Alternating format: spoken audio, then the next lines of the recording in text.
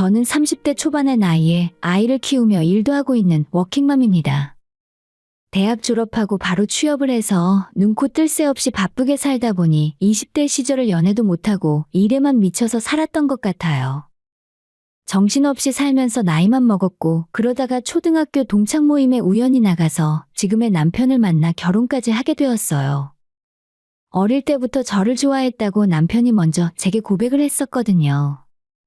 처음엔 그저 작은 호감 정도를 갖고 있었는데 남편이 너무 적극적으로 다가오니까 저도 모르게 조금씩 마음이 열리더라고요.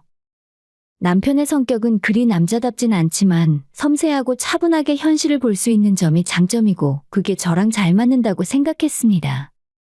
저는 허세 부리고 말만 앞서는 남자들을 딱 질색했거든요.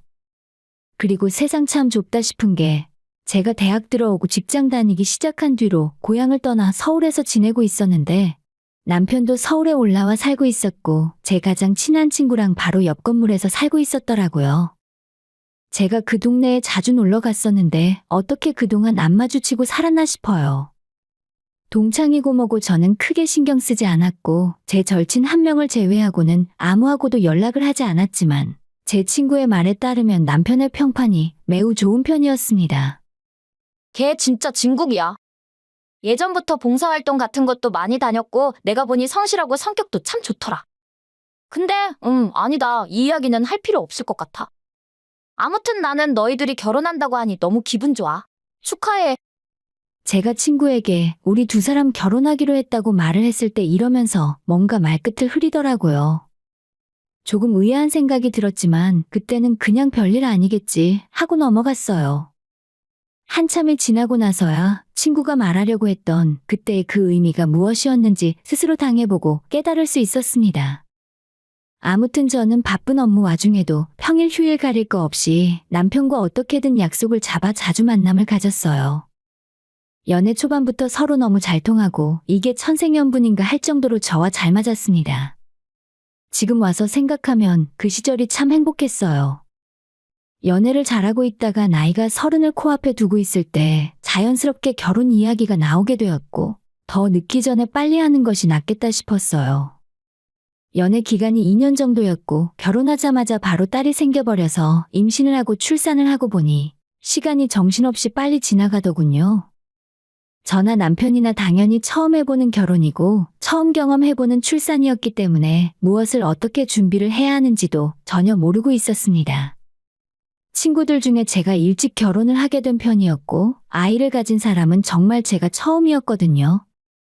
출산이 코앞으로 다가오니 산후조리도 어떻게 해야 할지 걱정이었고 아이를 어떻게 육아해야 하는지 아무것도 몰라서 더 걱정이었어요.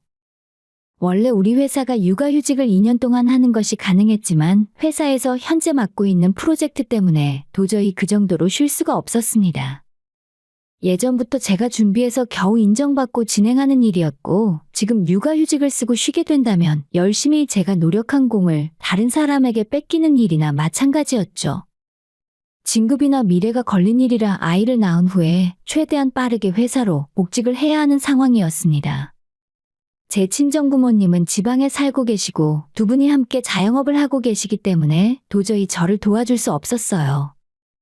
가게 문을 며칠씩 닫으면 부모님 생계에도 문제가 생길 게 분명했습니다. 그러니 친정에서 도움을 받을 수도 없었고 돈을 주고 도우미를 구하는 건 역시 쉬운 일이 아니었어요. 제 입장에서는 모르는 사람을 집에 들이는 게 너무 불안했거든요. 믿을 만한 사람인지 알아보는 시간도 없었습니다. 그때쯤 저희 동네에서 유명한 산후조리원에서 문제가 생겼고 TV에서는 육아도우미분들이 아이를 함부로 대한다는 뉴스가 방송이 되었습니다. 하필 출산을 코앞에 둔 상황에 이런 소식을 듣게 되니 너무 불안했어요. 남편 역시도 회사를 다니는 입장이니 남편에게 도움을 기대하는 것도 무리였습니다. 어떻게 해야 할지 막막하더라고요. 혼자 고민만 하고 있을 때 남편이 조심스럽게 시어머니가 우리 집에 오는 것은 어떻겠냐고 물었어요. 저는 처음에는 당연히 말도 안 되는 소리라고 펄쩍 뛰었습니다. 불편하게 어머님한테 어떻게 산후조리를 맡기냐고 차라리 조리원에 들어갈 테니 괜찮은 곳을 알아봐 달라고 했어요. 괜히 어머님 오셨다가 없던 고부 갈등이 생길 것 같아서 싫었습니다. 아니야, 당신 사정 듣더니 우리 엄마가 도와주고 싶대. 너무 부정적으로만 생각하지 말고 현실적으로 생각해봐. 어차피 아이 낳으면 누군가 애를 맡아줘야 당신이 출근할 수 있는 거잖아. 남의 손에 맡기면 불안해서 일에 집중이나 되겠어? 남편은 이 기회에 시어머니랑 친하게 지내면 좋지 않냐면서 결혼하고 서로 가족이 된 거고 앞으로 평생 볼 사이인데 피하지만 말고 직접 겪어보라 했습니다. 자기 엄마는 생각보다 더 괜찮은 사람이라면서 입이 마르게 칭찬도 하더라고요. 사실 시어머니는 워낙 멀리 떨어져 살기도 했고 결혼하고 지금까지 몇 번 본 것이 전부라서 아직도 어색하고 영 불편하게 느껴졌어요. 아무리 저한테 잘해주셔도 어쩔 수 없는 시어머니라 솔직히 처음 인사드리러 갔을 때부터 정이 안 갔기 때문에 더 피하게 됐죠. 특별히 문제가 있었다거나 사이가 안 좋은 건 아닌데 딱 봤을 때부터 나랑은 잘 안 맞는 사람이라 생각했고 본능적으로 내키지 않았어요. 그러다 남편을 통해 이 사실을 전해 들으셨는지 시어머니가 먼저 저에게 전화를 하셨습니다. 나한테 일 시키는 거 미안해하거나 불편하게 생각할 것 하나 없어. 나야 어차피 맨날 할 일 없어서 노는 사람이고 우리 바깥 양반은 혼자 지내도 아무 문제 없거든. 당연히 내가 며느리 일이라면 도와줘야지. 라고 먼저 말씀을 하시는 바람에 도저히 거절할 수가 없었습니다. 그래서 제가 아이를 낳자 시어머니가 우리 집으로 올라오시게 되었습니다. 처음에는 서로 매사에 배려하고 조심했어요. 말 한마디 그리고 행동 하나에도 서로 신경을 썼기 때문에 불편한 점도 있었습니다. 그래도 어머님이 꽤 잘해주셨기 때문에 내가 괜한 걱정을 했구나 생각했어요. 하지만 사람의 본성과 습관이 어디 가질 않더라고요. 본인이 조심한다고 해서 하루아침에 싹 다 바뀔 수 있는 건 아니잖아요. 저희 집에 오시고 보름쯤 되었을 때 남편이랑 제 앞에서 어머님이 이런 말씀을 하셨습니다. 내가 어디서 들었는데 부모가 애 봐주면 한 달에 얼마씩 용돈을 주더라. 애만 봐줘도 200만 원은 준다던데. 나는 아예 너희 집에 들어와서 살면서 살림까지 다 해주잖니. 너희들은 이 부분에 대해서 어떻게 생각해? 어머님이랑 다 같이 TV를 보고 있다가 갑자기 이런 말씀을 하시니까 남편도 저도 많이 당황스러웠습니다. 사실 어머님이 올라오시고 돈 문제에 대해 남편이랑 대화를 해본 적이 있었는데 남편이 자기가 알아서 할 테니 저는 신경 쓰지 말라고 했던 적이 있었어요. 그래서 남편 눈치를 슬쩍 봤더니 그 정도 액수는 전혀 생각을 안 했는지 엄청 당황하며 오히려 저를 쳐다보고 있더라고요.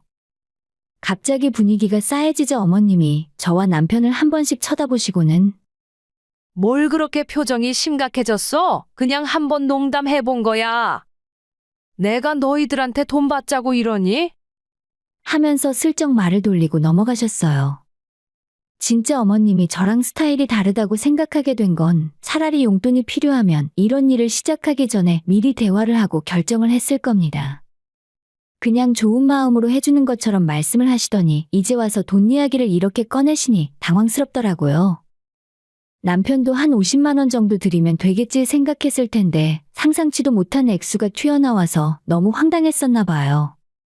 어머님은 분위기 수습이 되지 않자 자기는 그냥 용돈이라도 조금 줄까 싶어서 이야기한 것뿐이라며 신경 쓰지 말라 하고 방으로 들어가셨어요. 남편이랑 저는 방으로 들어와 대화를 시작했습니다. 어머님 말씀 어떻게 생각해? 지금 돈 달라고 하시는 거잖아. 그러니까 오시기 전에 이 문제는 확실하게 해야 한다고 내가 말했었는데. 남편도 자기 선에서 성의 표시를 할 생각이었다며 근데 이렇게 큰 액수를 말씀하실 줄은 몰랐다고 했어요. 남들이 애만 보는데 200이고 어머님은 제 산후조리도 도와주면서 살림까지 다 하고 계시니까 더 달라고 하시는 말씀이시잖아요. 남편 월급이 300만 원 조금 넘고 저는 500만 원 정도를 벌고 있습니다. 대체 얼마를 드려야 하나 너무 머리가 아팠고 차라리 이럴 바에는 월급 주고 육아도우미 아주머니를 쓰는 게 나을 뻔했나 싶기도 했어요. 그냥 남이면 어떻게 해달라고 확실하게 말이라도 할 수가 있잖아요. 남편은 자기가 어머님이랑 알아서 이야기할 테니 저한테 신경 쓰지 말라 했고 제가 얼마 드릴 생각이냐 물어도 그냥 알아서 하겠다며 대답을 피했어요. 시어머니나 남편에게 돈 이야기를 계속 꺼내기도 좀 그렇고 괜히 저만 공짜로 부려먹으려고 한 악덕 며느리가 되는 것 같아 짜증도 났습니다. 그리고 시간이 더 지나고 아무 말이 없길래 그냥 알아서 하겠지라고 생각해서 저도 더 이상 신경 쓰고 싶지 않았어요.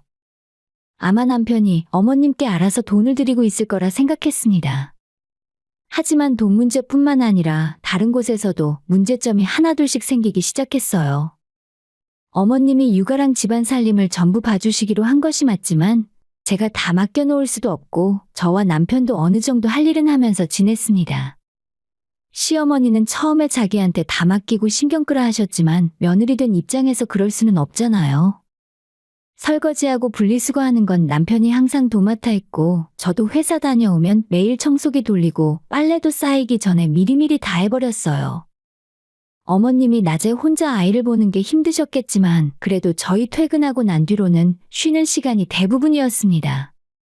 어느 때부터 우리 아파트 노인분들과 친분을 맺으시더니 저한테 상의 한마디 없이 집으로 초대하시기도 했고 아무래도 옛날 분이라서 저와는 위생관념 자체가 많이 다르시더라고요.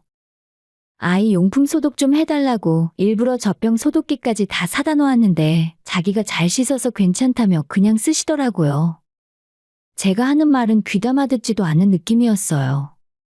시키지도 않은 분리수거를 똑바로 안 하고 일반 쓰레기를 종량제 봉투가 아닌 곳에 담아서 버렸다가 아파트 안에서 우리 식구가 개념 없다고 소문이 날 정도였습니다. 너무 짜증나고 창피해서 당장 어머님 보고 댁으로 내려가시라 하고 싶었어요. 또 제가 하는 살림에 대해서는 어찌나 마음에 안 들어 하시면서 사사건건 간섭을 하려고 드는지 노이로제에 걸릴 것 같았습니다. 저보고 아껴 쓰지 않고 돈을 함부로 쓴다면서 집에 아이용품 택배 오는 것도 마음에 안 들어 하시고 제가 마트에서 야채나 과일 같은 걸 배송시켜도 뭐하러 돈 낭비하냐고 시장 가면 싼 거 많다고 잔소리를 하십니다. 그래서 어머님이 낮에 시장 가서 물건 사오는 걸 보면 전부 떨이로 파는 고라터진 야채 과일을 사오세요. 저는 제 아이에게 이런 걸 먹이고 싶지 않거든요. 단순히 아끼고 말고를 떠나서 너무 궁상맞게 사는 것 같아서 짜증이 났습니다. 제가 평소 입는 외출복이나 집에서 편하게 입는 일상복까지 하나하나 따지면서 왜 그런 걸 사냐, 뭐하러 그런 걸 입냐 잔소리를 하시니까 미치겠더라고요.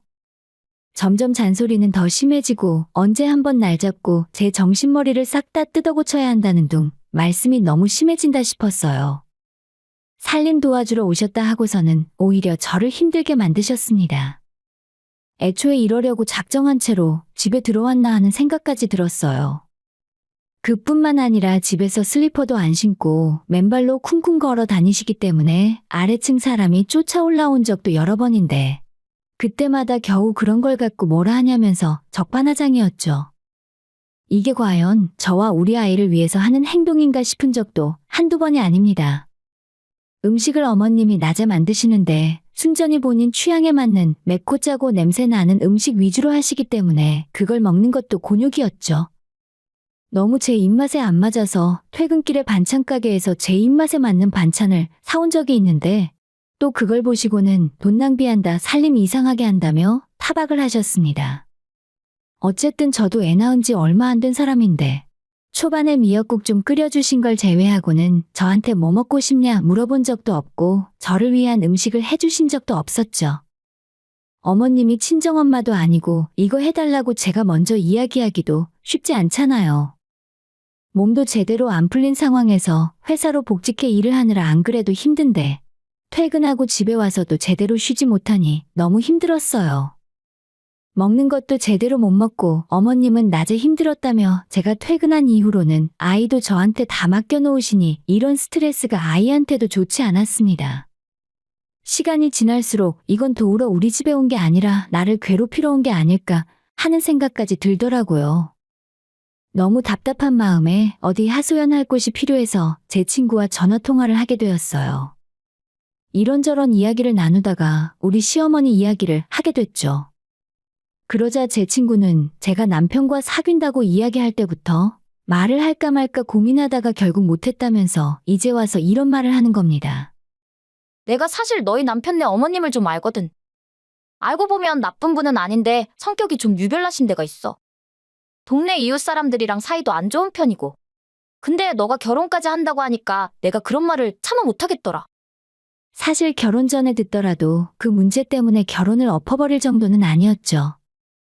게다가 지금은 이미 엎질러진 물인데 이때 이런 이야기를 들어도 아무 의미가 없는 상황 아니겠습니까? 저는 몸도 너무 안 좋고 이제 한계에 다다라서 남편에게 말을 했습니다. 더 이상 어머님이랑 같이 있으면 내가 병원 신세 질 것 같아. 이젠 내가 알아서 할게. 어머님 내려가시라고 하자. 나 더 이상은 못 참겠어. 그러자 남편도 중간에서 많이 힘들었다며 자기가 이야기해보겠다 하더라고요. 바로 다음날 어머님께 이제 괜찮으니 댁으로 내려가시라 말씀을 드렸습니다. 그게 무슨 소리니? 지금 너희한테는 내가 얼마나 필요한 시기인데. 미안해서 그런 거면 그럴 필요 없다니까. 그냥 친정엄마다 생각하고 편하게 대해. 라고 말씀을 하시는데 진짜 어이가 없어서 저는 할 말이 없었어요. 염치도 없고 눈치는 더 없는 사람이었습니다. 저도 이제는 안 되겠다 싶어 더는 물러나지 않았고 진짜 내가 알아서 할 수 있으니 어머님 내려가시라고 강하게 밀어붙여서 결국 며칠 후에 댁으로 돌아가셨습니다. 그래도 제 생각보다 그렇게 완강하게 거부하시거나 화를 내진 않아서 다행이었죠. 어머님 가신 후에 바로 도우미 아주머니를 불렀고 조금 불편하긴 했어도 마음이 너무 편하고 천국이 따로 없었습니다. 이분은 전문적으로 육아 도우미만 하시는 분인데 완전 프로였습니다. 성실하고 부지런하고 아이 보는 노하우가 남다르시더라고요. 혹시라도 제가 잔소리할 게 없나 눈을 치켜뜨고 살펴봐도 저보다 훨씬 깔끔하시고 위생적인 데다 아이를 너무 좋아하시는 게 보여서 제가 할 말도 없었어요. 비용은 물론 적진 않았지만 제가 이분을 진작 알았더라면 시어머니와 그 난리를 피우지 않아도 됐을 거란 생각에 아쉬운 생각이 들었습니다. 어머님은 더 이상 저한테 참견도 못하고 남편한테 받던 돈도 아쉬우셨는지 다시 자기가 필요하면 언제든 오겠다고 하셨지만 제가 딱 잘라서 거절했어요. 그랬더니 제 남편을 뒤에서 들들 볶는지 집에 오면 남편은 제 눈치만 보더라고요. 그러던 어느 날 제가 회사에서 퇴근하고 집에 돌아왔는데 도우미 아주머님이 낮에 시어머니가 다녀갔다 하시는 겁니다. 일부러 제가 없는 시간에 맞춰 다녀가신 것 같더라고요. 와서 집안을 이리저리 둘러보고 아주머님에게 개인적인 질문을 한참 하시더니 별다른 말 없이 그냥 가셨다고 합니다. 시댁이랑 저희 집 거리가 얼만데 아무 목적 없이 오실 리가 없거든요. 갑자기 말도 없이 들이닥쳐서 왜 그런 걸 묻고 가셨는지 궁금해지더라고요. 그리고 그날뿐이 아니었습니다. 그 이후로도 어머님이 저희 집에 찾아오는 날이 많았고 도우미 여사님도 그 부분에 대해서 기분 나빠하는 눈치였어요.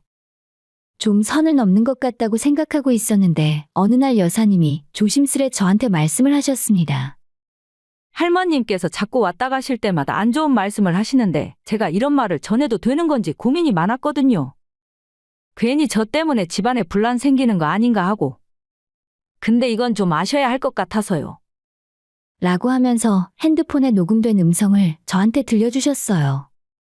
여사님이 말로 전하면 왜곡이 있고 오해받을 수 있을까봐 일부러 녹음을 하셨답니다. 우리 며느리 성격이 아주 죽을 듯 변덕이 심하고 까탈스러워. 당신도 금방 잘릴 거니까 다른 곳 알아보셔. 내가 아들한테 들었는데 우리 며느리가 당신 마음에 안 들어서 이미 다른 사람 찾고 있다 하더라고. 걔가 워낙 위아래도 없고 싸가지가 없어서 그냥 다른 곳 찾는 게 좋을 거야. 어머님의 음성을 듣고 있자니 머리가 어지럽고 분노가 치밀어 오르더라고요. 아마 제가 어머님을 내쫓고 여사님을 집에 들인 것이 못마땅했나 봐요. 그래서 저런 거짓말까지 해가며 여사님이 제 발로 그만두길 바라고 이간질을 시키고 있었나 봅니다. 시커먼 속이 훤히 다 들여다 보이는 것 같았고 아무리 그래도 그렇지 어떻게 며느리 욕을 대놓고 저렇게 할 수가 있는 건지 모르겠습니다. 제가 어머님한테 특별히 잘못한 것도 없잖아요. 정말 세상에는 별의별 인간들이 다 있다 싶었는데 하필이면 우리 시어머니가 그런 인간이었습니다. 내가 전생에 대체 무슨 죄를 지었길래 저런 인간을 가족으로 맞았나 싶었습니다. 다행히 여사님께서는 저희 시어머님이 하시는 말을 하나도 믿지 않는다며 제가 하는 말만 믿겠다고 말씀을 해주셨어요. 어머님께서는 이 정도로 자기가 수작을 부렸는데도 여사님이 그만두지 않자 이제는 다른 방법을 쓰시더라고요. 오랜만에 제가 집에 있는 주말에 집을 찾아오시더니 저한테 대놓고 여사님 흉을 보기 시작했어요. 평일에 너희 집에서 일하는 아줌마 있잖니? 내가 사람 좀 볼 줄 아는데 진짜 그 사람은 아닌 것 같다. 저번에 보니까 애한테 짜증도 엄청 내고 함부로 막 다루더라고. 불안해서 애를 못 맡겨놓겠다니까? 저런 사람은 당장 내보내라. 정말 어처구니가 없어서 어머님 말씀 들은 채도 안 하고 그냥 돌려보냈어요. 그리고 나서 며칠 후에 결국 사건이 터지고야 말았습니다. 그날은 저와 남편이 하루 연차를 내고 집에서 쉬는 날이었고 여사님도 와서 아이를 보고 계셨어요. 낮에 다 같이 집에서 편하게 쉬는 중이었는데 연락도 없이 어머님이 찾아왔습니다. 반찬 만들어서 준다는 핑계로 오셨는데 어차피 어머님 반찬은 저희 남편도 잘 안 먹어서 필요 없거든요. 남편이랑 제가 아이를 보고 있었고 여사님이 주방에 계셨는데 어머님이 여사님 옆에 붙어서 이런저런 이야기를 하고 있었습니다. 저러다 말겠지 하고 아이를 낮잠 재우려고 방에 들어갔는데 갑자기 밖에서 큰 소리가 나더라고요. 이봐요, 당신이 떳떳하면 가방 좀 보여줄 수도 있잖아요. 왜 못 보여준다는 거야? 어머님이 여사님을 닥달하는 중이었고 제가 무슨 일이냐고 물었더니 시어머니가 자기 가방에 있는 돈 봉투가 없어졌다는 겁니다. 내가 너한테 용돈 주려고 돈을 뽑아왔는데 그게 감쪽같이 사라졌지 뭐니? 내 가방 옆에 이 여자밖에 없었는데 다른 범인이 없잖아. 화가 안 나게 생겼어? 그 말을 들은 여사님은 자기는 아니라며 억울해하셨어요. 저랑 남편이 어머님에게 여사님은 그럴 뿐이 아니고 혹시 봉투를 다른 곳에 흘린 거 아니냐고 물었더니 시어머니가 펄쩍 뛰었습니다. 어머님은 우리 집 도착하기 전에 은행 들러서 돈을 뽑았기 때문에 절대 그런 일이 없다고 하시는 거예요. 그러면서 자꾸 여사님에게 가방 열어서 보여달라고 하시는데 뭔가 그 속내에는 숨은 흑심이 있는 것 같았습니다. 저는 이미 시어머니가 뭔가 꾸미고 있다는 걸 알고 있었어요. 어머님, 괜히 그러실 필요 없어요. 저희 애 때문에 거실이랑 주방 그리고 방마다 CCTV 홈캠이 다 설치되어 있거든요. 여사님도 이미 알고 계시는 거고 대체 어떻게 된 일인지 CCTV 한번 보면 되겠네요. 제 말을 듣고 시어머니는 갑자기 사색이 되었고 여사님은 제발 자기 억울함을 풀어달라고 하셨어요. 아니, 집에 CCTV가 있다고? 언제 그런 걸 달았어? 요새 애 있는 집은 다 달아요. 여사님께서도 일 시작하시기 전에 서로 확실한 게 좋으니까 CCTV는 있는 편이 낫다고 말씀하셨거든요. 그래서 그때 달게 된 거죠. 시어머니가 갑자기 안절부절 못하면서 어쩔 줄 몰라 했습니다.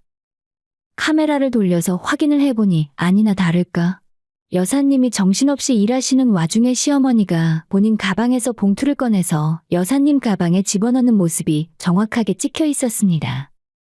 저와 남편 그리고 여사님까지 어처구니가 없어서 어머님을 쳐다봤는데 명명백백한 증거 앞에서도 미안하다는 말 한마디를 안 하시더라고요. 점잖은 여사님께서도 이건 완전히 선을 넘었다면서 자기가 고소할 수도 있다고 하셨습니다. 남편이랑 저는 다 질린 표정으로 아무 말 없이 어머님을 외면했어요. 아들과 며느리 앞에서 개망신 당했다는 생각에 어머님은 잔뜩 기가 죽어서 결국 여사님께 정식으로 미안하다, 자기가 잘못했다 사과를 하셨습니다. 여사님이 사람이 좋아서 그 사과를 받아줬고 대신 앞으로 여사님 일하실 때는 어머님이 우리 집에 절대 찾아오시지 않겠다는 확답을 받았어요. 어쩜 그렇게 어머님이 한심하게 보이던지. 나이도 먹을 만큼 먹은 집안의 어른이 대체 이게 무슨 짓인지 모르겠습니다. 남편도 이번 일로 시어머니의 본 모습을 제대로 알게 되었는지 그 이후로는 완전히 돌아서서 냉정하게 변했고 이제는 우리 집에 당분간 찾아오시지 말라고 했습니다. 어머님은 믿었던 아들한테까지 외면을 받자 꽤 충격을 받은 모양이었어요. 자기도 사람인데 창피하고 도저히 할 말이 없었을 겁니다. 그 이후로 저희 집에 얼씬도 하지 않으세요. 왜 이렇게까지 되었을까 안타까운 생각도 들었지만 지금은 이런 거 저런 거 안 보고 사니 마음이 편해졌어요. 나중에 알고 보니 어머님이 저희 집에 있을 때 돈을 300만 원을 달라 하셨고 남편은 저한테 말도 못하고 본인 비상금 통장까지 깨서 어머님께 그 돈을 몇 달씩이나 드리고 있었더라고요. 차라리 이렇게 되어 정말 다행이고 이번 기회로 어머님과 완전히 벽을 치고 살 수 있게 되니 더 나은 일인 것 같아요. 그 돈을 일 잘하고 성품 좋은 여사님을 드리는 게 낫지 어머님께 계속 드리고 있었다고 생각하면 진짜 억울했겠죠. 오늘의 사연은 여기까지입니다.